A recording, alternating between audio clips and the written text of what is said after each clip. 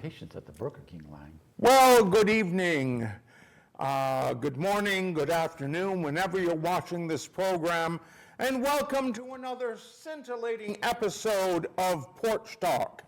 I, of course, am Paul W. Marino, and my compadre here to my left and your right is the one, the only Eugene Michaelenko. Thank you for coming, Gene. Happy summer. Yes. First full day of summer. Nicole, we do not have an image on the screen out here, but don't sweat about it. Try putting up the background picture. Is she still there? Yes, she is. I can see her head. Well, if you can see this picture, you're luckier than we are. It's one that we've used before, but I love it. The question for tonight is, where was this picture taken? The clue I can give you is it was not taken in northern Berkshire. It was taken in one of the hill towns. That's all I'm going to tell you. And I love this picture. As to why I love it, we'll get to when someone guesses where the picture was taken. It's also because you're wearing a hat just like they are. Yes. Broad rim, straw. Well, of course, the third person in the picture doesn't have a hat on, but he does have a feed bag on. That's right, yes. You know, it reminds me of a photo that I've got when my grandparents first moved to America. And my mother was, oh, that's lovely, was a little girl, and my Uncle Bill was an even smaller boy. Where did they come from? Wales. Oh, you're Welsh. Cool. Yeah. And they lived in Maine for my grandfather's entire career.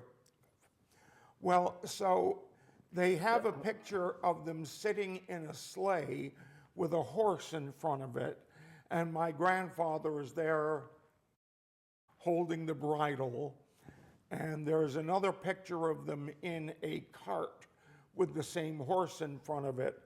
And she gives the name of the horse and says that,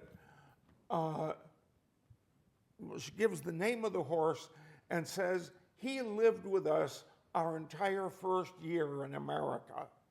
Oh. Well, I don't know about you, but the image that puts in my mind is of the horse sitting in an easy chair with its hind legs crossed, holding up a newspaper. It's always nice to have a horse in the house. Yes. Well, you know, James Thurber wrote in an advice column for pets, what would you do if every time you looked up from doing something, there was a horse looking over your shoulder? He doesn't seem restive, you know, just sad. Oh. What can we do to discourage him? Well, in the first place, I would argue against doing anything to upset an already sad horse. Jumping out and crying "roogie, roogie" or "whoosh" would only result in frigid bedlam. And it's illustrated with a picture of a living room, and a horse is looking out from behind the curtain. And nobody wants a runaway horse. Not in the house, anyway. So, what have you brought for us tonight? I brought, Ollie, the Oceanman Life Learning Center Institute, asked me to do, several people to do histories of their town. I think Richmond was involved, and there's a whole series of them. And I did one on Adams. They asked me to do one on Adams, and that's what we're going to see tonight.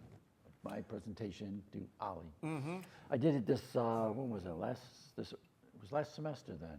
How did they treat you at the Oh, they actually, end of the season luncheon? I didn't go to that. I didn't. Oh, because I did a presentation on the Hoosic Tunnel for them, and I was invited, and everybody Why at wasn't my I table invited? got served, and I didn't. And then they started serving all the other tables. I don't know.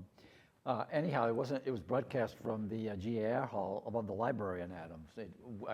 Usually they had it at other places, and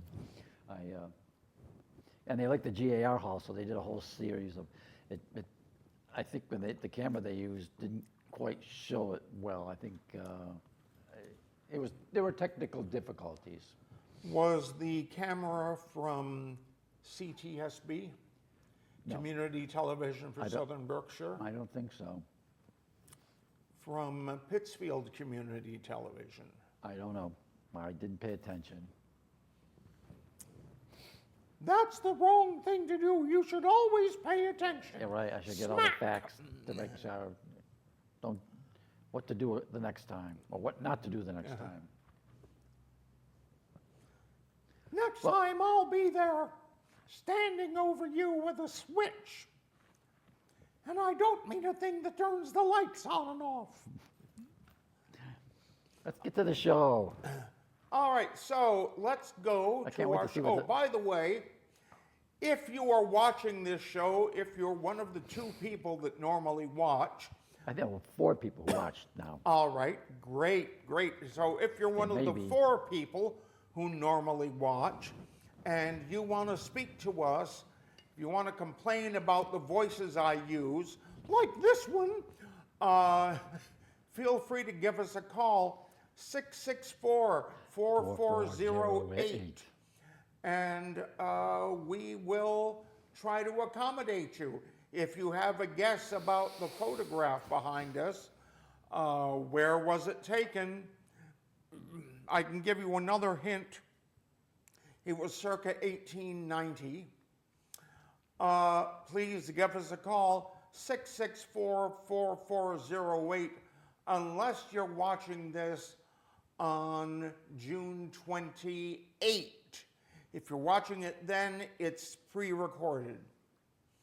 So, let's talk about this program that you brought.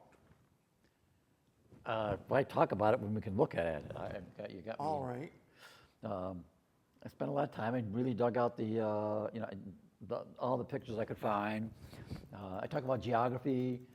I talk about industrial era. I talk about the churches. I talk about the immigrant groups. It's a comprehensive view of Adams. So, All right, so here we are looking at a big purple circle. start from the beginning.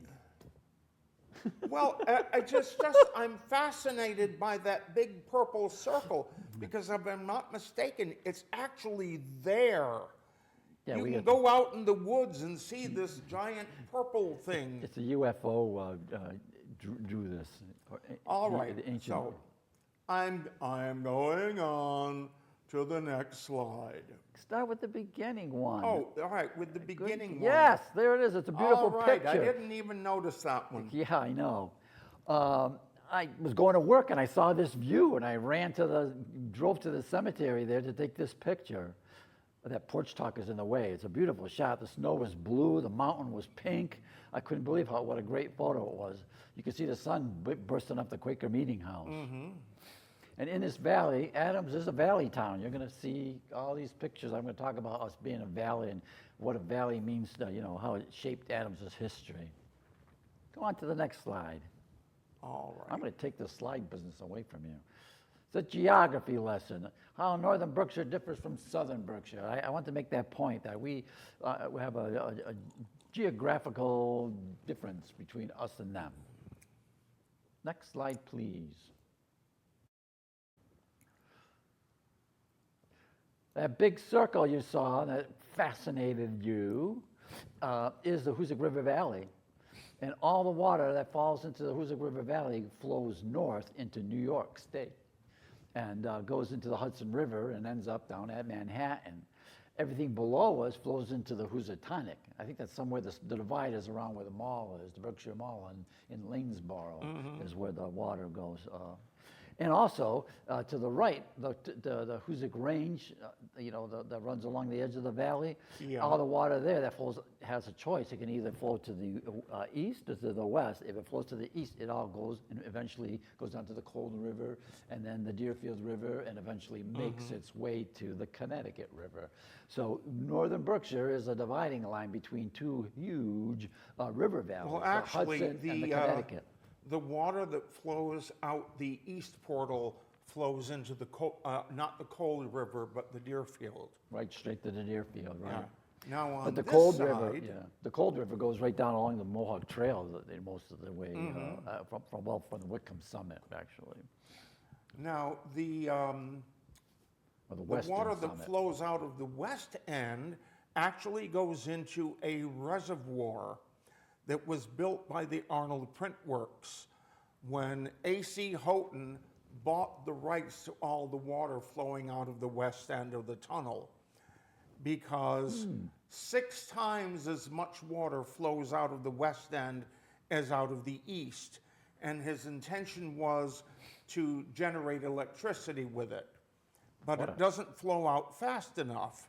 So what he did then was he built that reservoir and put in a 12-inch pipe that runs from there into downtown North Adams and then comes out under one of the buildings in Masmoka.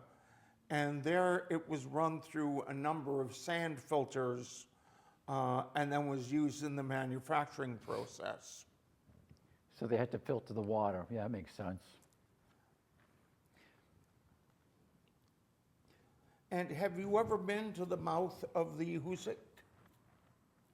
The Cheshire Reservoir?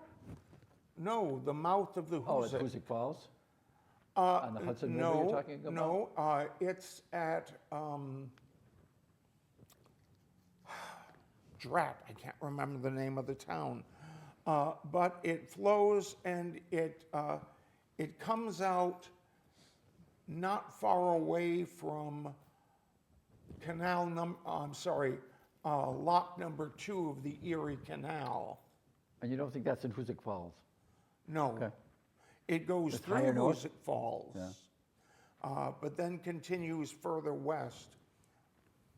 And if you walk up to where the mouth of the Hoosic is, it is fabulous. I mean, it looks pretty dinky here, but It's gone a long way. yeah, it's huge. Anytime now. Yes, Mother. Why'd you skip that one? Okay. Here's a topographical map showing Adams, and you can see the contour lines of the mountains, and Adams has got this flat spot. Can you actually enlarge this? Probably not. No. You can enlarge the other ones, okay, but not this one. All right. Because you can see Adams is just basically 2 rows of mountains and a river through the center. The highway goes through the center and the railroad track goes through the center. I think a 6th grader could have drawn a picture of this town with no difficulty. There's not much to it. And little tributaries coming up the mountain out to feed the Hoosic River. I think the biggest tributary is the Tophet Brook, but all the others. And you can't, if you enlarge this, you could see this topo was done in like 1903 or something like that. And so there's all the mill ponds are on this. And there were like 7 mill ponds in Adams at that time. So water was so important, a big part of our history. Oh, yes. And at the end of the last ice age, there was an ice dam that when it burst, the water ran through the line of the Hoosic River, which had actually been laid down before the Ice Age. Mm-hmm. And at another point, there was an ice dam a bit to the west of us, and all this valley was filled with water and Mount Greylock was at that time an island. Makes sense. And if you lived up in Florida, you had a beachfront home. Yeah.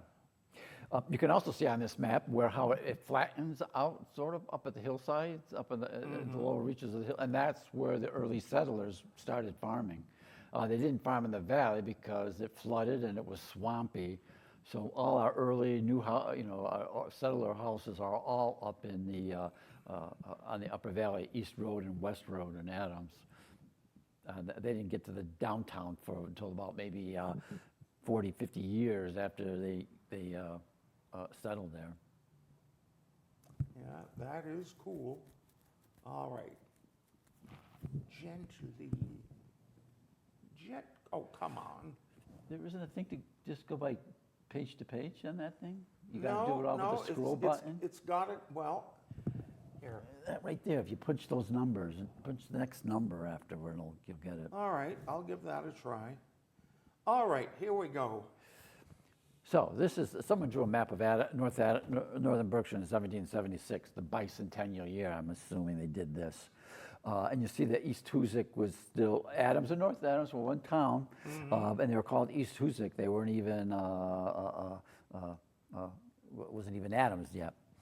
And the Porch Talk telephone thing is blocking the view, but that pink circle, that's the pink box there, was where most of the settlement was. And you see the top is the Quaker Meeting House, and the Quakers were living there. The bottom part, which has been covered by 664, is the Baptist Church. And the Baptists settled, the Baptist Church in Cheshire, which was on Stafford Hill. So it was Baptists and Quakers who came and settled this land, not Congregationalists. And they all came out of Rhode Island because there weren't Quakers and Baptists in Massachusetts. And I think they also, they're trying to be as far away from Boston as possible, and the theocratic Congregationalists who probably would have persecuted them and, been unkind. And Rhode Island, as you know, was probably the first place on the planet to actually put into law freedom of religion. They actually had a charter, and Roger Williams got the King of England to grant him a charter to have a colony where there was freedom of religion. So Quakers, Baptists, Anabaptists, and the first Jewish synagogue is in Rhode Island, in this country. And what does province land mean? We'd have to ask Barry Emery of Cheshire. He probably would know that. I'm sure it became, it looks like it's part of New Ashford. Well, there's one up above where it's Clarksburg, and then down below, New Ashford, but it's still labeled province land. Yeah. It must mean that it still didn't have a name or a settlement, or in 1776. It must be, was Clarksburg settled in any time? I thought they didn't get settled like the 1820s or something. Something like that. So how long did it take for these big signs to crumble? One says originally West Hoosick and Quaker Meeting House. I and think Baptist it was after Church. the Civil War. Yeah, because it must have been bad for farming to have that big sign. Right. Those floating billboards. overhead. And unsightly. Tourists didn't like those big billboards All right. either. I'm going to try clicking this. Go to, Doesn't do it. no, you have to highlight the number and push the next number. Can you highlight that number? Nope. Wow. Highlight it. Now punch in 6. Now hit enter. Amazing. Why did I put this up here? Okay, I guess this is when the split occurred. North Adams and Adams now are two towns. And North Adams grew to, the population was almost twice of Adams after the Hoosick Tunnel came in. And so Adams, the guys in Adams said, we're never going to get elected. And, North Adams will always overwhelm us in the vote. So they are the ones who spurred on to separate Adams from North Adams. And North Adams, I think, was just more than happy to let him go. some people were, the Plunketts, the rich people were upset that it happened, but it took a couple efforts in the State House to get it done, but it happened. And Adams was lucky enough to be made into this perfect rectangle. Each one of the angles were meeting at 90 degrees. There's only 2 towns in Massachusetts that do that, us and Barre. And we're basically, he got there 4.6 miles by 5 miles. Cool. And now you see all the red spots, those are state land. But now, the state now owns all 4 corners of Adams. They just recently bought that property that borders Cheshire and Savoy and Adams. You can't see it on this map. Yeah, you can't see it on the screen. But And, well, the thing about the voting reminds me, have you heard the story about the Florida feud? no, it doesn't sound Well, familiar. the Florida mountains. town hall was on top of the mountain. Oh, I think I did hear And this. the Mountaineers, as they were called, had the majority of votes. And one night, the tunnelites came up the mountain in the middle of a blizzard to vote, found a sign on the door that said the meeting was canceled. Too bad they didn't have. Ooh, so they went down and they started raising Cain, and eventually they came up to a meeting on the mountain, and they insulted the women of the mountain because they refused to eat any of the baked bean supper that had been made. And so the people on the mountain didn't bother coming back for the second half of the meeting because they had all made all the decisions. And with them gone, the people from the valley had the majority and overturned everything. And So never leave town meeting early. yeah, so then they kept fighting and going to the state legislature, and the town hall got moved to the valley.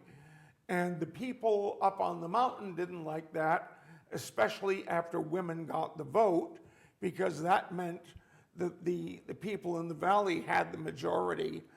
And finally, it kept going back and forth to the point where the state legislature said, all right, there is a town hall on the mountain and there's a town hall in the valley. And that's how things worked for quite a while. There's a similar situation in Adams, but it wasn't up mountain and valley. It was north and south.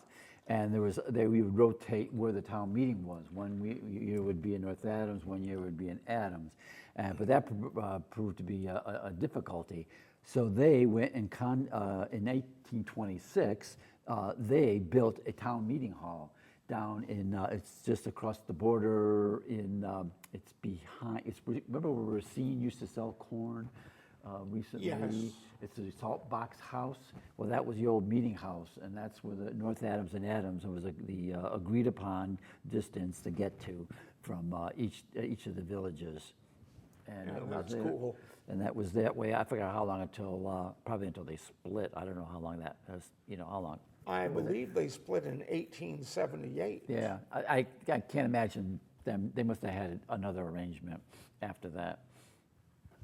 Ginny Duval might know where that situation, because she's done a lot of research on where town meetings were held and elections. As our pioneers, what were they thinking? No, you're not saying it right. It's, what were they thinking? Exactly, okay. Thank you for that annotation. Excuse me. The Brits were victorious. They won the French and Indian War in 1862, 3, was it? Yeah, okay, yeah. And so then Massachusetts decided we got to settle out this land, or else the Dutch from New York are going to come over, and they would let anybody live here. And the Quakers and the Baptists started coming here around 1769. I think our earliest deeds. I already mentioned they were a minority religion, and the Boston theocracy didn't like them. In fact, they actually hung Quakers on Boston Common. There's a statue next to the state house of poor Anne Dwyer, who was actually hung on Boston Common. At the state house, you'll see her. She's standing over there in the corner. Oh, I already mentioned about Rhode Island and the codifying religious freedom. And I think the settlers came here not to escape any kind of religious, act of religious. They were here for the land. I think the land might have been within their ballpark, their money that they were willing to spend, because the land here isn't really that great for farming. So, Now, before we move on, I know that the downstairs is used for Quaker meetings, that is religious services. What was the second floor used for? I think it was overflow. I think it was, they have that huge open space with a gallery. I think it was just a gallery upstairs. If you go in there, you'll see that it is equally divided, that there's a wall separating the two sides, as is downstairs, there's a wall separating the two sides. Some say there was separating between the men and the women. That's possible because at their monthly meetings, they had what they call the 7 queries. They asked the 7 queries, which was a form of confession. And I think women had would tell their sins only to women, and they'd bring up the sins of women together while the men. But in 80s, 90s, there was a schism. Elias Hicks out of New York was an abolitionist. And there was a conflict. He wanted to write their own Bible. He didn't want to follow the normal Christian Bible. He said because the Christian Bible condoned slavery. It looked the wrong way and accepted slavery as a matter of fact. And he says, no, we have to correct the Bible and we've got to do it. Well, there were some people who said, no, the Bible is the Word of God and has to be this way. We can't do anything about it. And it did cause a schism. And I think the meeting house was divided between the two groups. Now, we know there was animosity because Susan B. Anthony's uncle, who was living over in New York State, came over here and says, I don't want our father dying over here with unorthodox Quakers, these Hicksites. I want to take him and have him die with us in New York where we're all Orthodox Quakers. And his brother argued with him. He says he's blind and deaf and, he's elderly. He doesn't know what's going on. And but the brother prevailed, and he died over in New York State, and I believe he's buried over there, while his wife is buried here in Adams. So that's religion, the conflicts that happen in little communities and religious groups. And it's good that the phone number is covering up the people in the foreground because the men are very oddly dressed, and the sight of those knees just makes my skin crawl. I'm not wearing any pants. Actually, this picture was taken, I think, like in 1890. It appeared in a newspaper, Adams Freeman, and it's descendants of the Quakers who are dressing up like Quakers 100 years after the Quakers were sort of at their heyday, and they were posing in front of the meeting house. We have the original glass negative that this came from, and this is a reproduction from that glass negative. That's terrific. And here's what it looks like today in a evening hue. Is that shadow's there? There's a shadow being cast by Mount Greylock. The Quakers, didn't smoke, dance, or drink liquor. They had a code of simplicity. They didn't drink spirituous liquors. I'm glad you said that. They had a code of simplicity. They didn't, their dress you saw in the other one, they had, basically the women wore those bonnets and shawls. The men wore broad-brimmed hats and long coats, and everything was supposed to be plain. As well as this building never had a coat of paint on it because they considered paint something a little bit more too unplain. They didn't believe in clergy. They called them hirelings because they had this belief that there is like that of God in every person and that they had this direct pipeline to talk to God themselves. That got them in trouble in Boston too because they were forced to pay a tax to support the minister. and they didn't want to pay that tax. I don't go to that church. And they didn't want to pay that tax, and that really angered the Congregationalists. You got to support our minister. They objected to slavery. They were sympathetic to the native people, and they actually treated the mentally ill and prisoners with compassion, as opposed to beating them or dunking them or well, other things they did.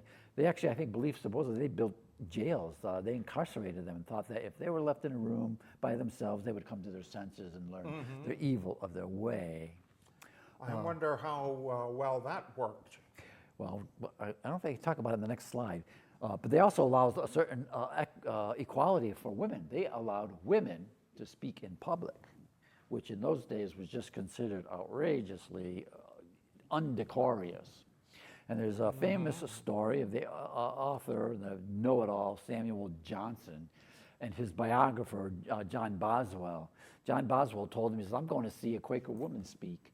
And Johnson said, well, a woman speaking? That's like a dog walking on its hind legs.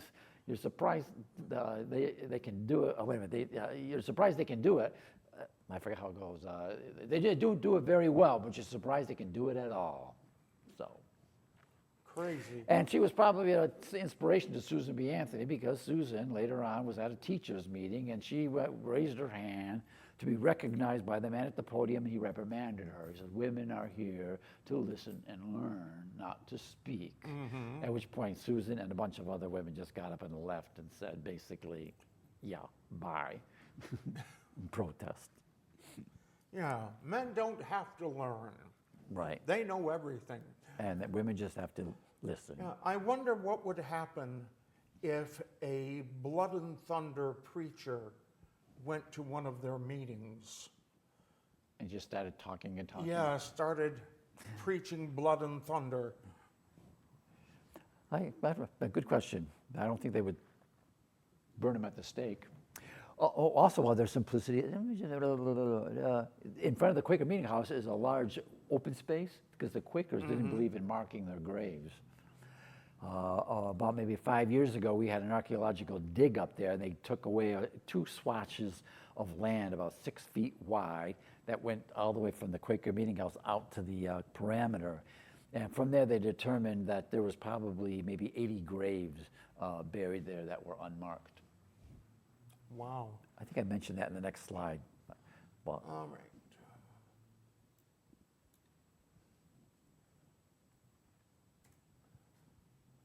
here it is.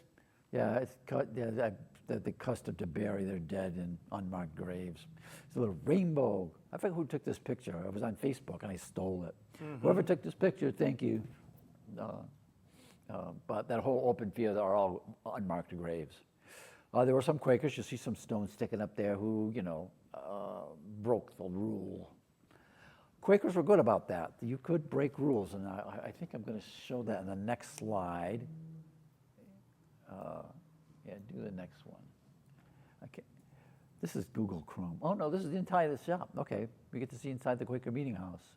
The interior is still almost, I'm pretty sure it's original. It has not changed, other than maybe them putting those walls up for the schism, but all the benches are there, and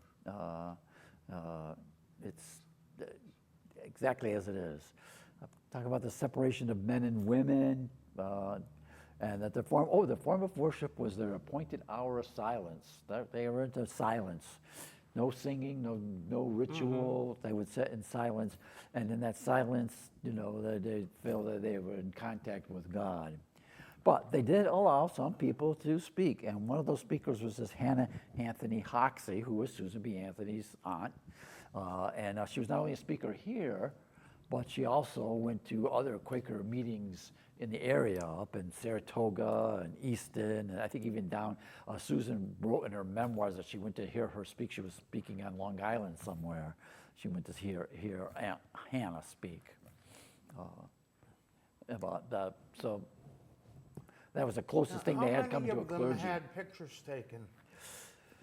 Let's see. Because that sounds like something that you would think the Quakers would avoid. Object to. Yeah, right. Yeah, Muslims don't allow the image to be taken. Is that not true? Do they not? I think so. Islam. Uh, Once again, I mean, Quakers were pretty easygoing about, if they'd call you on the carpet if you're going to, and say, why are you doing this? And if you had a good enough reason, they would say, okay. Say, in her case, she probably had, had a fan base. They wanted to know what she looked like before she came to speak. Say, send us a headshot.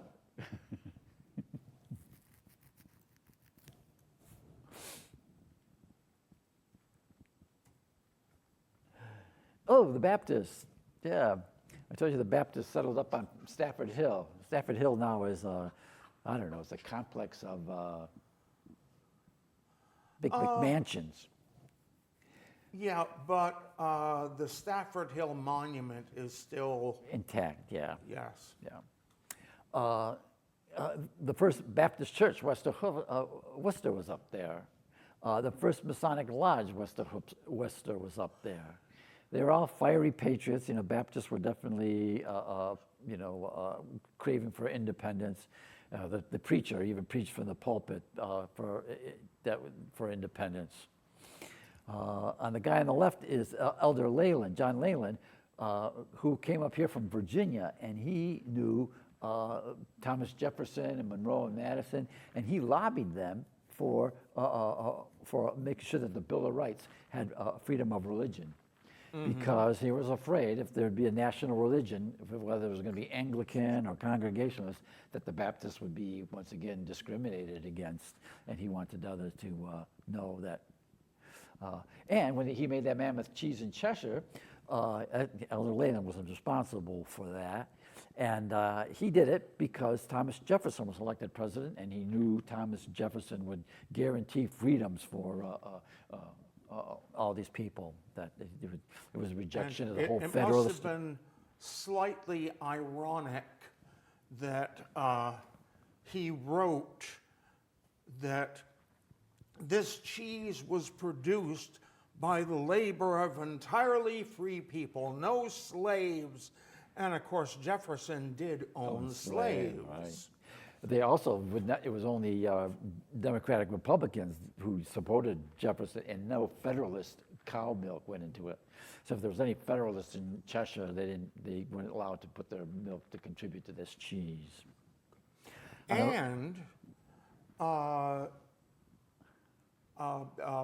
Jefferson could not accept it as a gift. All right. It would be a, So he had to buy it for a nominal fee. oh. And a lot of it was eaten. And what ultimately, oh, shut up.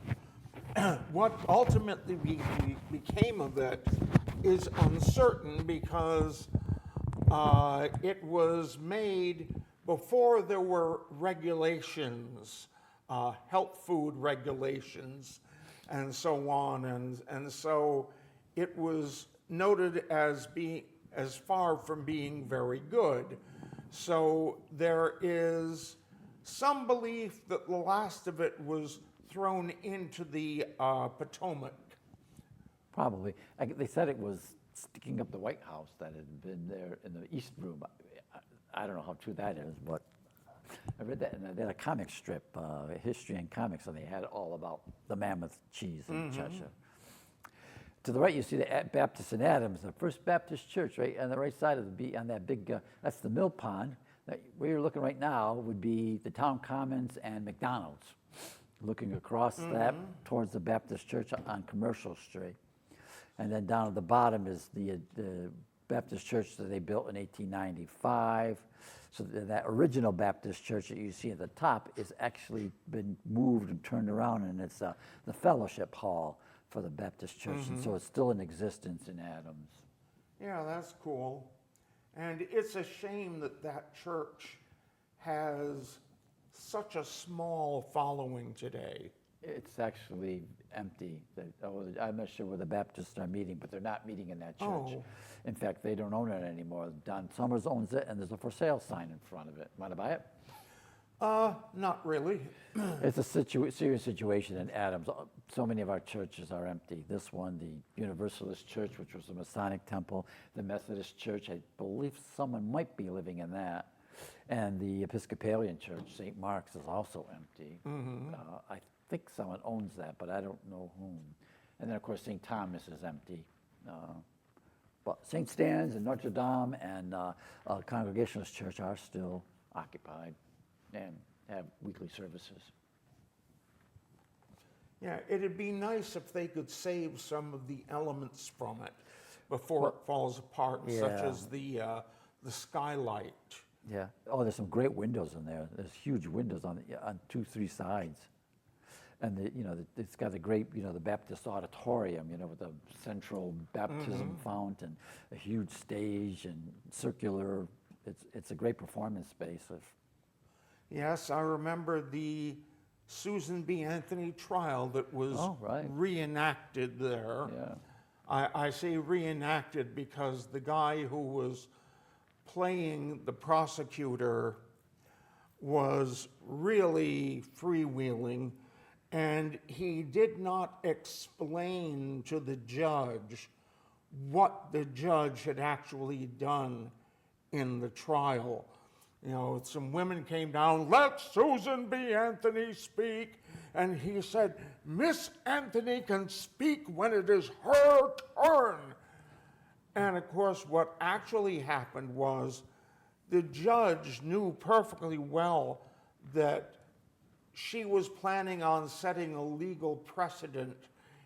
And he was so terrified of having that precedent set in his court that he decided no women were going to testify in his court. And most likely it was unspoken but fervently felt, least of all Susan B. Anthony. And that famous quote where they fined her, and she said, "I got that 1 penny to injustice," and she never paid the fine. Yeah, but it was paid. Oh, so People they paid sent money from all over the to country. pay for it. She was fined $100, which was, That's a lot of money. yeah, that was a fortune in those days. What a terrorist act, though, voting. Oh, can't believe she would even do such a thing. And of course, it's one of the bizarre things about court that you wouldn't think a judge would be able to do that. But And, they have well, the right to do a lot. Right. It's the autocratic system. Here's the Bennington Monument. Bennington Monument. The Stafford Hill Monument. It's the only last thing that's there up in Stafford Hill. All the other buildings that are up there are gone. The church is gone. There's, I believe, 3 buildings that were up there that were actually dragged down to atoms. One is still in existence. One and the other 2 have been since torn down, and it's on Center Street. And it's had more things added to it. But I guess it was an easy going downhill in the wintertime. But in 1927, they I decided. hope it was easy to stop, too. Yeah. They built this monument. Eugene B. Bowen had this monument built in Cheshire to memorialize him. And they dug up Job Stafford, who was down the hill at the Wells Farm and Martin Farm, and brought him up here and buried him up here because Job Stafford was instrumental in gathering the Silver Grays to go fight at the Battle of Bennington, our big participation in the Revolutionary War. And this plaque here is representatives of all the Brookshire guys who went to the Battle of Bennington. Now this is in the cemetery in Cheshire that's Yes. right next to the road. It's also at Williamsick in New York where the actual battle took place. This is a replica of that scene. And you see those 4 gentlemen, one who's got a sword out is Rossiter from Richmond, Mass., who brought guys up from Richmond. The guy after him, that might be Benjamin Simons, who was the head of the contingent that came out of Williamstown. In the distance there, with an interesting Egyptian pose, is Job Stafford. And the guy in the front, you see he's got a book, he's got the Bible. That's the Fighting Parsons Allen from Pittsfield, Lanesboro, Pittsfield. So those are, and up in the front, you see the Indians. Those are Stockbridge Indians who also fought with us up in Bennington. I think there was about maybe 400 men who came out of Berkshire County who went up to Bennington to fight the German mercenaries. Yeah, that is cool. And it'd be especially cool if people would pull over and visit that cemetery and actually look at this stuff. Well, someday they will. Maybe we should make this into a postcard, and then people will then say, where is this?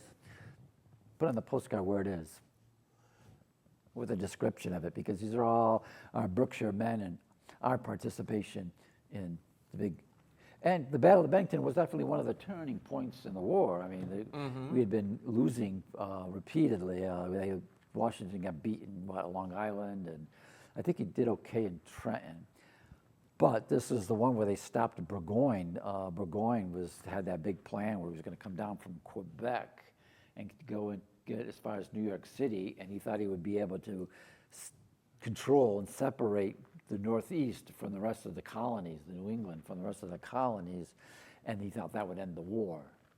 But he was this glamour boy who came out of nowhere, and all the other these generals who had been here for fighting for like 2-3 years weren't going to pay him any due.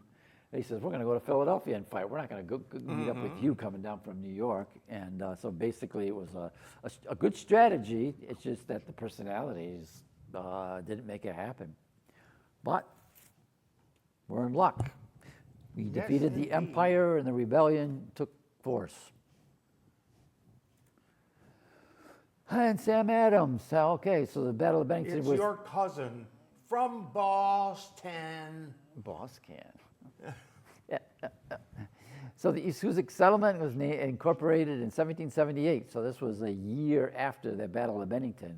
The Battle of Bennington occurred in August of 1777. A year later, we get incorporated. And they chose the name Adams because, let's see, the year before, in 1777, they named Hancock after John Hancock. And we're named after Sam Adams, and these were the two guys who were the signers of two of the representatives from the Bay State, from Massachusetts, who signed the Declaration of Independence in 1776. Pretty bold move. I mean, because if the British won, I don't know, who knows what they would do if, here we are, the blatant patriots. And Sam Adams was considered a terrorist by the British. I mean, he definitely was not. The Battle of Lexington and Concord, the British were out to get Sam Adams, and him and John Hancock, to capture them, bring them to England and try them. They were unsuccessful. Well, he might have charmed them with his beer. Yeah, this is the most wonderful beer I have ever tasted. Let him go, hang Hancock. Sam Adams was a rotten businessman. All he was a good rabble-rouser. He was one of those paid, he knew how to get people to be independent. He started that, the Committee of Correspondence, where they, he kept on edging all the other colonies, saying, noting the injustices thrown upon them by the emperor. And he really just angered people. That was his job. Cool. So he's basically forgotten because no one wants, they always want to remember a leader, not a rabble-rouser. We're going to have to do the second 2/3 of this Yeah, later. we got a long way to go. Well, this is where I mentioned about the town of Hancock and us. Okay, I should have reviewed this before I did this. You can't read any of this stuff. Yeah, this is the famous Copley portrait of Sam Adams. I see someone had to lend him that suit for the picture. But you see John Hancock's name, and just below him, Sam Adams is. So Samuel Adams, who wrote it on there. Yeah. And this gets mentioned in Stan Freberg's satire of the United States of America, the early years, when Franklin signs the Declaration of Independence. Look at the show-off Hancock, will you? Pretty flamboyant signature for an insurance man. We're coming to an end of a section, I think, because I go into after this is the industrial age, maybe. Let's see if there's one more after this. We go to a break. And we could end it here if you had other stuff to do. You went backwards, I think. What happened? You had page 6. No, I think. Oh, you wanted to do right. 16 and you didn't do the 1. All right, here we go. Oh, I did this with Stacy Schiff, who was Mort Schiff's daughter, grew up in Adams. Mort Schiff, the Schiff family had been here for 100 years. Schiff Clothing, ran stores and merchants in Adams. Their daughter wrote this biography of Sam Adams. She's a Pulitzer Prize winner, biographer. She has a Pulitzer Prize in biography.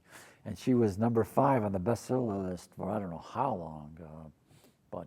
And she wrote about Sam Adams. Yeah, I think I met her once You could have. in City Hall.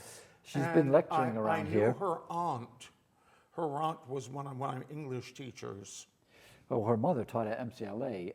Yeah, well, then I'm what's her name? sorry, it was her mother Her that mother I knew. taught, I know, French literature, and I think she also taught she's theater and plays. What was her first name? Arlene. Arlene is married to Stacy's brother. Oh. Meanwhile, back in Adams, yeah, we're almost done at this section. There's the Quaker, Dan Anthony was a Quaker, and he went and married a Baptist, which, he was the first Anthony to marry outside of his religion. I guess he met Lucy Reed Anthony. She was a student of his in his one-room schoolhouse. And together they gave us Susan B. Anthony, who was their 3rd daughter, I believe. And now we have a statue erected to her finally in Adams, and you see the little girl down the front. Yes, I remember meeting that little girl. Oh, that's right, that's the model for that. This Susan left And here she when she was also 6. sang Happy Birthday for the video. Oh. Susan left here when she was 6 years old, but they said that by 6 years old she already knew how to read. She was a precocious, smart girl, and here she is reading a book. And then back there, Susan, sort of in the pose when she was delivering the speech at Independence Hall at the centennial of the United States in 1776. The women wanted to speak at that centennial about freedom, and they weren't allowed. And they went around to the other side of the hall, and Susan B. Anthony delivered a speech about women's suffrage and women's rights, declaring equality for women. Nicole, could we have us on the screen again, please? I forgot for a moment. We better put our what hat we back look on like. before, yeah. Yes. So We get the glare would spots. you please put the photo in front of us? For those of you who did not call in to even guess about this, hold up your hand and, ouch, slap yourself. These 2 children are in front of a meeting house in, oh great, now I can't remember, in Peru, Massachusetts. Beautiful building.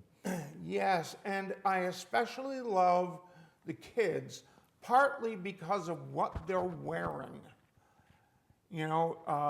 She has puffed sleeves on her biceps and has sleeves all the way to her wrists. So does the boy. She has stockings on under her skirt, and the boy is wearing knickerbockers, which were shorts that came to just below the knee, and then there were stockings that came up to meet it. And imagine wearing all that in the summertime. But the other thing I love is that they are completely unafraid of the horse. Sure, it's doing something innocuous. It's eating out of the feed bag. But they're right there. She is petting the horse.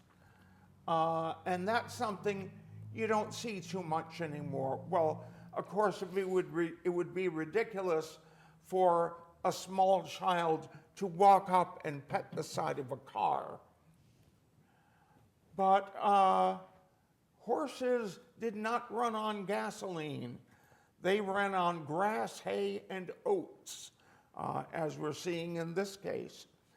And they were very gentle, and you just had to know how to handle them. And they didn't clean up after themselves. That's right. There was, the stories in New York City where there were, piles and piles of horse manure in the streets, and getting rid of it was always a problem, dumping it in the river. And that finally, I think, when cars and streetcars came in, everyone was relieved that the streets were safer and had less horse excrement.